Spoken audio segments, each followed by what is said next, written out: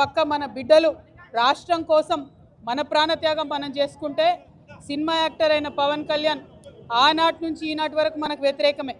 ఇవాళ కూడా ఆయన మాట్లాడుతున్నాడు, తెలంగాణ నాయకుల దిష్టి కళ్ళతోని కోనసీమ పాడైందంటున్నాడు. మనం ఎన్నడూ దిష్టి పెట్టలే.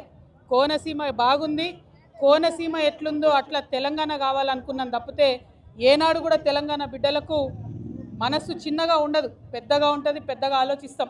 మేము ఇప్పుడు కూడా చెప్తా ఉన్నాం, పవన్ కళ్యాణ్ గారు మా రాష్ట్రం ఏర్పడి 12 సంవత్సరాలు అయింది. ఈ 12 సంవత్సరాల్లో మేము ఎప్పుడు కూడా ఒకటే మాట అన్నాం, జై తెలంగాణ జై ఆంధ్ర అన్నాం. తెలంగాణ ఎంత బాగుందో ఆంధ్ర కూడా బాగుండాలన్నాం. నేను ప్రత్యేకంగా లోక్సభలో నిలబడి ఆంధ్రకు ప్రత్యేక హోదా కూడా ఇవ్వాలని అడిగిన. మేము తెలంగాణ వాళ్ళం ఎప్పుడు కూడా పక్కోంది గుంజుకోవాలని చూడం, పక్కోడు బాగుంటే మా కళ్ళు మండయి. మేం బాగుండాలని కోరుకుంటాం తప్పితే పక్కవాడు చెడిపోవడాలని ఎప్పుడు కోరుకోలేదు.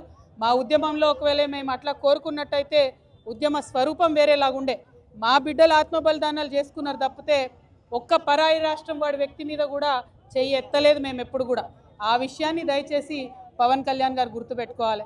ఆనాడంటే మీరు సినిమా యాక్టర్ ఏమన్నా నడిచింది, ఇవాళ మీరు డిప్యూటీ చీఫ్ మినిస్టర్, మీరు ఆంధ్రప్రదేశ్ యొక్క ప్రజలను దేశవ్యాప్తంగా రిప్రజెంట్ చేస్తారు. మీరు మాట్లాడే మాటలు కూడా మీ ప్రజలకు ఆపాదిస్తారు. కాబట్టి జాగ్రత్తగా మీరు ఆలోచన చేసి మాట్లాడాలని నేను పవన్ కళ్యాణ్ గారిని